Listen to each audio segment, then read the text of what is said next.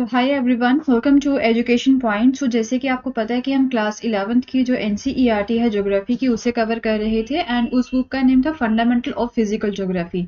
तो मैंने आपको बताया था कि क्लास 11th में आपकी टोटल 2 बुक्स रहेंगी एंड उसकी जो फर्स्ट बुक थी फिजिकल ज्योग्राफी के फंडामेंटल्स वाली, वो तो हमने यहाँ पे सारी कवर कर ली थी।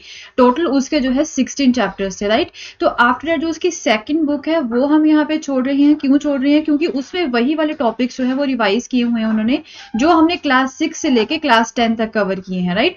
क्लास 6 से लेके क्लास 10 तक जो भी टॉपिक्स हमने कवर किए वही जो है उन्होंने क्लास 11 की जो एनसीईआरटी है सेकंड पार्ट जो है उसका, उसमें जो है उन्होंने कवर किए हुए हैं। तो उसका कोई मतलब नहीं बनता है। तो हम क्या करें, क्लास 12 की जो एनसीईआरटी है उसे अब यहाँ पे स्टार्ट करने वाले हैं। एंड इसकी भी जो है टोटल आपकी 2 बुक्स हैं। क्लास 12 में भी जो है आपकी टोटल 2 बुक्स हैं। तो इसकी जो फर्स्ट बुक है that is the fundamental of human geography, वो हम यहाँ पे कवर करेंगे पहले, राइट। एंड इसका जो फर्स्ट चैप्टर है वो आज हम यहाँ पे स्टार्ट करने वाले हैं। सो चलिए फिर स्टार्ट करते हैं without wasting much time. And ये जो है सबसे पहला चैप्टर जो है it is related to the human geography, nature and scope. Okay, तो क्या नेचर है, क्या स्कोप है ह्यूमन ज्योग्राफी का, उस ये बारे में हम यहाँ पे बात करेंगे। जैसे कि आपने ज्योग्राफी एज ए डिसिप्लिन जो आपकी बुक थी इन चैप्टर 1 जो था fundamental of physical geography NCERT 2006 का, उसमें आपने देखा होगा। आप कंटेंट्स को अगर आप रिकॉल करें तो उस चैप्टर में जो है आपको क्या चीजें बताई हुई हैं। It broadly covered and introduce to the nature of the geography, कि उसमें जो है ज्योग्राफी की नेचर क्या होती है उसके बारे में आपको बताया हुआ है। And you are also acquainted with the important branches, and geography की जो कौन कौन सी इंपॉर्टेंट ब्रांचेस हो सकती हैं उसके बारे में भी वहां पे बताया हुआ है। तो अगर आप दोबारा से वो चैप्टर पढ़े तो आप जो है रिकॉल कर पाएंगे कि यहाँ पे जो लिंक क्या है ह्यूमन ज्योग्राफी का with the mother discipline geography. Okay, एक ज्योग्राफी होती है, सिंपल हम एक वर्ड बोलते हैं कि ये ज्योग्राफी है, जिसे हम भूगोल बोलते हैं। तो उसका आगे पार्ट होता है ह्यूमन ज्योग्राफी। ओके, तो हम बोल सकते हैं कि ह्यूमन ज्योग्राफी का ज्योग्राफी के साथ क्या जो है लिंक है, तो आपको जो है वहां से पता चलेगा। So as you know, geography जो है ये एक तरह से ऐसी फील्ड है जिसमें हम integrative, empirical and practical study करते हैं हर एक चीज की। दस द रीच ऑफ ज्योग्राफी जो है वो बहुत ही एक्सटेंसिव एंड इवन जो है यहाँ पे हर इवेंट जो होता है या फिर जो फिनोमिना होता है it varies over the space and time, and इसे जो है हम फिर ज्योग्राफिकली स्टडी कर सकते हैं। तो आप जो है धरती की सरफेस को किस तरह से देखते हो, राइट। आपको पता ही होगा, हमने कई सारे कॉन्सेप्ट यहाँ पे पढ़े हैं। तो अगर आप बात करें यहाँ पे जो धरती है उसमें 2 मेजर कंपोनेंट्स होते हैं। एक है आपका नेचर, दूसरा होता है लाइफ, राइट। नेचर में आपका फिजिकल एनवायरनमेंट आ जाता है, तो लाइफ में जो है आपके ह्यूमन बींग्स आ जाते हैं। तो अगर आप जो है अपने सराउंडिंग्स में देखें फिजिकल एंड ह्यूमन कंपोनेंट्स कौन कौन से होते हैं, तो आप लिस्ट बना सकते हैं, आपको इजिली वहां पे पता चल जाएगा। तो फिजिकल ज्योग्राफी जो है वो फिजिकल एनवायरनमेंट, एंड जो ह्यूमन ज्योग्राफी होती है वो स्टडी करती है the relationship between the physical and the human world. Okay, physical and human world के बीच में क्या रिलेशनशिप होता है उसे हम जो है ह्यूमन ज्योग्राफी बोलते हैं।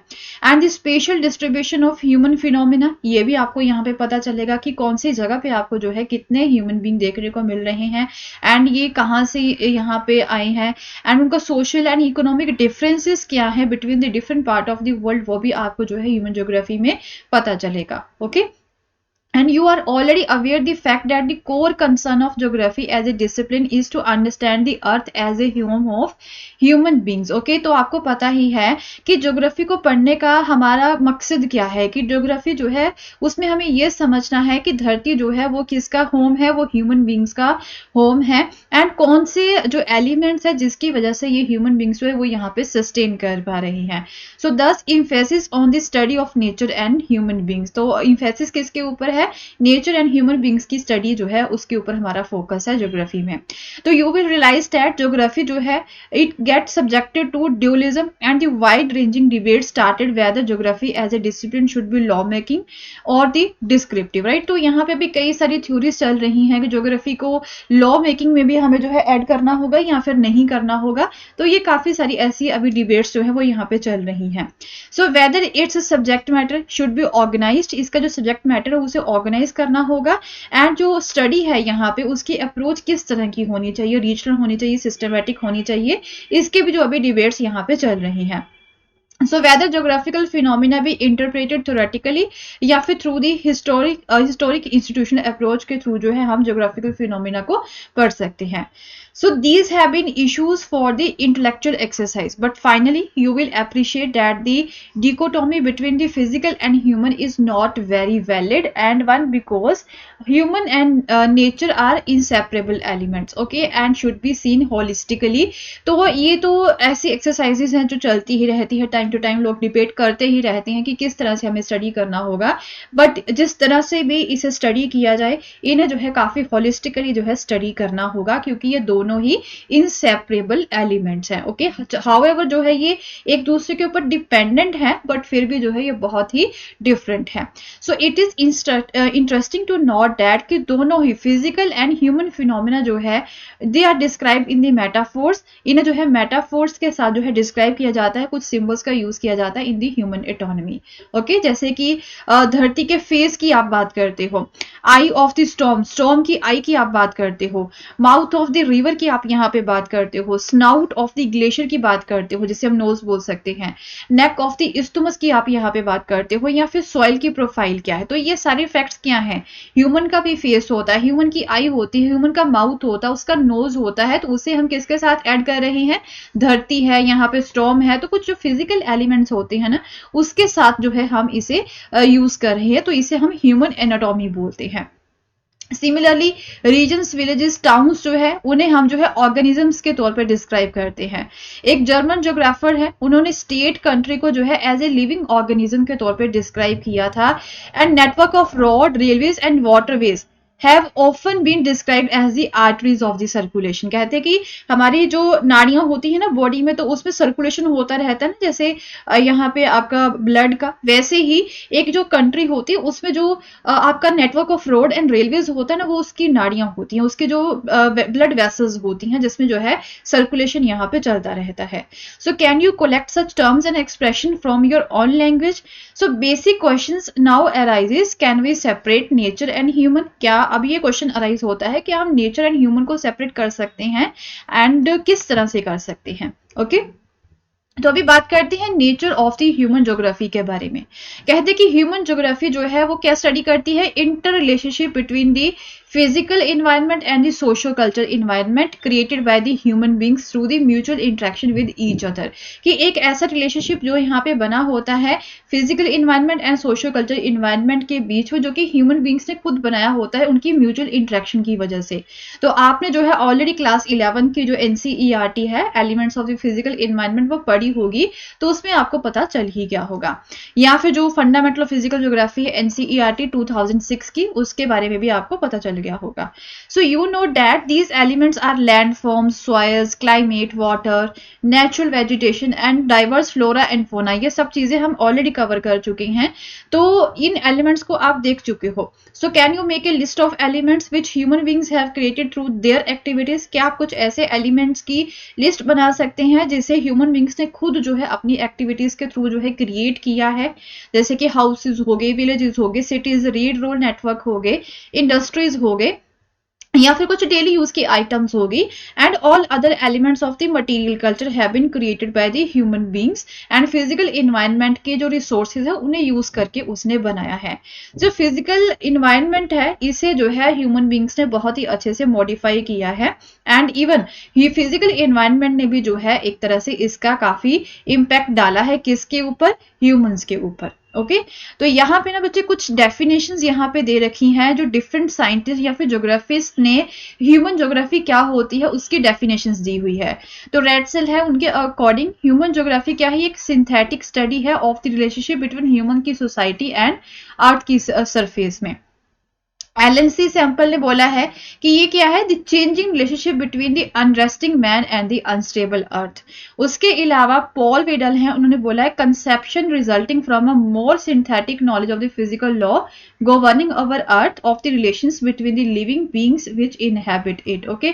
तो वो बोलते हैं कि फिजिकल ज्योग्राफी जो है एक तरह से एक ऐसी सिंथेटिक नॉलेज को क्रिएट करना है कि उस नॉलेज में हमें ये पता चलेगा कि हमारी कुछ ऐसे फिजिकल लॉज जो कि हमारी धरती को गवर्न कर रहे हैं, एंड उसका जो है हमारी लिविंग बींग्स के साथ जो है क्या एक तरह से उसका किस तरह का रिलेशन है, उसे जो है हम ह्यूमन ज्योग्राफी बोलते हैं। तो बात करते हैं naturalisation of humans and humanisation of nature की बात करते हैं। बोलते कि फिजिकल एनवायरनमेंट के साथ ह्यूमन बीइंग जो है वो इंटरेक्ट करता है किसके थ्रू, टेक्नोलॉजी की हेल्प से। Okay, so it is not important what human beings produce, ये इंपॉर्टेंट नहीं है कि ह्यूमन बीइंग क्या प्रोड्यूस करता है या फिर क्रिएट करता है, बट ये एक्सट्रीमली इंपॉर्टेंट है डेट कि किस टूल के साथ, किस टेक्निक के साथ जो है वो प्रोड्यूस कर रहा है या फिर क्रिएट कर रहा है। ओके, तो जो टेक्नोलॉजी होती है ना एक सोसाइटी में, वो इस चीज का इंडिकेशन होती है कि वहां पे उस सोसाइटी में कितना लेवल ऑफ जो एक तरह से डेवलपमेंट हो चुकी है, किसमें, यहाँ पे टूल्स में। Okay, and human beings were able to develop technology after they develop better understanding of the natural laws. Obviously अगर आप जो है, जब ह्यूमन बींग्स ने नेचुरल लॉज को अच्छे से समझा, उसके बाद में ही जो है फिर वो टेक्नोलॉजी को डेवलप करने के एबल हुआ था। फॉर एग्जाम्पल, पहले फ्रिक्शन का जो कॉन्सेप्ट है वो समझा था ह्यूमन बीइंग ने, हीट का कॉन्सेप्ट जो है वो यहाँ पे समझा था, उसके बाद जाके ही जो है यहाँ पे फायर को डिस्कवर किया था। सिमिलरली यहाँ पे डीएनए का जो सीक्रेट है या फिर जो जेनेटिक्स का सीक्रेट है, उसकी वजह से हम जो है कई सारी डिजीजेस को कम कर सकते हैं। So we use the law of aerodynamics to develop faster planes. Okay, तो aerodynamics के laws को समझा फिर ही हमने यहाँ पे जो है plane को develop किया। So you can also see that knowledge about nature is extremely important to develop technology. Obviously nature की knowledge हमें बहुत जरूरी है अगर आपको technology को develop करना है। Okay, so in the early stages of their interaction with their natural environment, humans were greatly influenced by it. तो early stages में क्या हुआ था, जब आप हिस्ट्री को ही पढ़ते हैं, हमारी जो एंशिएंट हिस्ट्री है, स्टोन एज की बात कर रहे हैं, तो उस समय में जब उसने इंटरेक्शन करना सीखा था हमारी इन्वायरमेंट के साथ, तो इन्वायरमेंट ने भी जो है ह्यूमन बींग्स को बहुत ही प्रभावित किया था। ओके, तो फिर धीरे धीरे नेचर का जो एक तरह से किस तरह की नेचर है उसे ह्यूमन बींग अडेप्ट करता गया बाद में।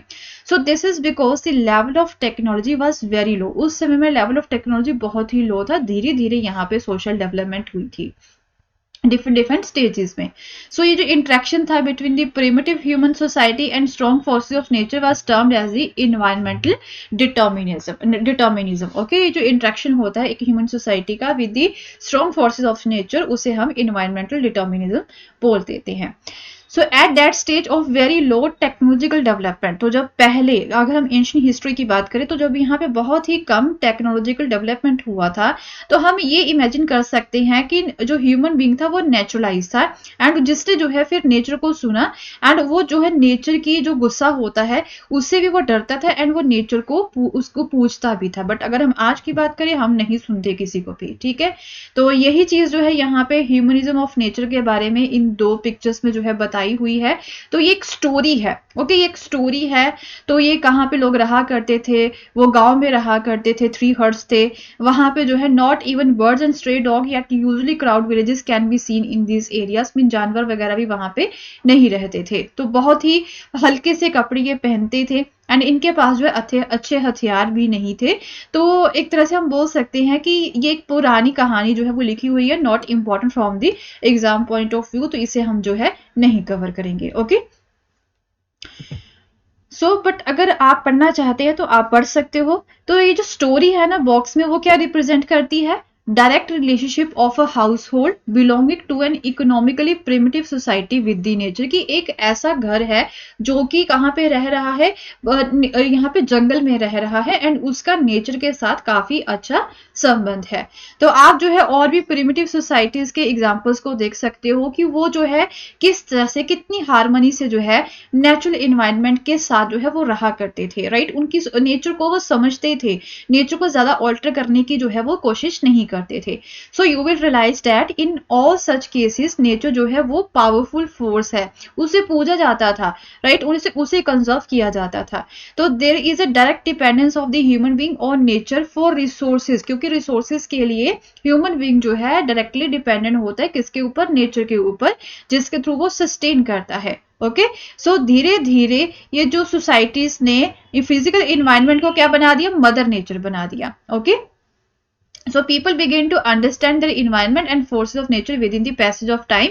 धीरे धीरे टाइम बदलता गया, फिर नेचर की फोर्सेस को और अच्छे से समझना स्टार्ट हो गया.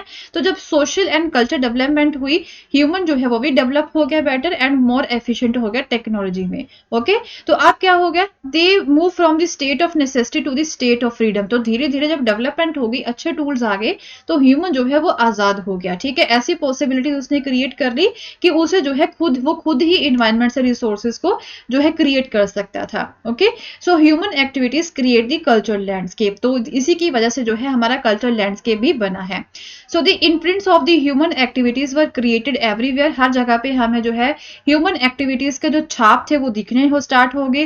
हेल्थ रिजोर्ट हो गए वो हमें दिखने स्टार्ट हो गए. ह्यूज अर्बन स्प्रॉल वो दिखने स्टार्ट हो गए. ऑर्किड्स हो गए, पास्चर्स हो गए, रोलिंग हिल्स हो गए. मीन जो है सीनिक ब्यूटी वाली चीजें जो है हमें यहाँ पे दिखनी स्टार्ट हो गई. अभी लोग जाते हैं ना, कहाँ पे, हिली एरियाज पे जाते हैं घूमने के लिए, नेचर को देखने के लिए जाते हैं. तो वहां पे भी जो है नेचर के पास यहाँ पे ह्यूमन के इम्प्रिंट्स हमें देखने को बोल सकते हैं. ओके, जो अर्लियर स्कॉलर्स थे उन्होंने इस चीज को क्या बोला था, पॉसिबिलिज्म. नेचर जो है वो अपॉर्चुनिटीज को प्रोवाइड करवाती है and human being make use of this. And human being जो है वो इसका यूज करते हैं. ओके, एंड धीरे धीरे जो नेचर है वो क्या हो गई है, वो ह्यूमनाइज्ड हो गई. मीन ह्यूमंस का हमें जो है वहां पे इम्प्रिंट्स जो है वो देखने को मिल चुके हैं. सो can you imagine what has made such a lifestyle possible? It is technology. किस चीज की वजह से ये लाइफस्टाइल जो है वो पॉसिबल हुआ है?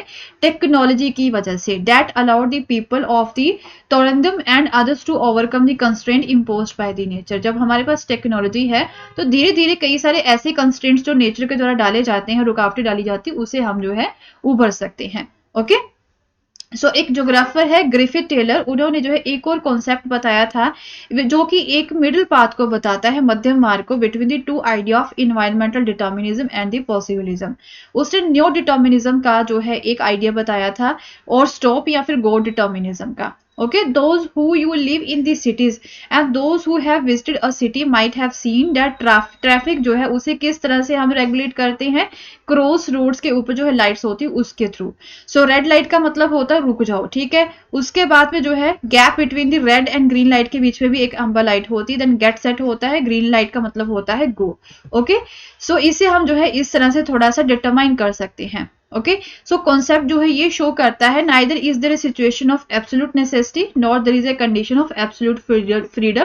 कि ऐसा नहीं है कि बहुत ही ज्यादा जरूरी है, जिस तरह से हम नेचर को खत्म करते जा रहे हैं, खराब करते जा रहे हैं, हमें जो है थोड़ा सा रुकना होगा. जितनी जरूरत है उतनी ही चीजें हमें यहाँ पे यूज करनी होगी. ठीक है, सो we will continue with the same chapter in our next video. and अगर आपको मेरा कोर्स पसंद आया तो इसे शेयर करना ना भूलें. Thank you so much.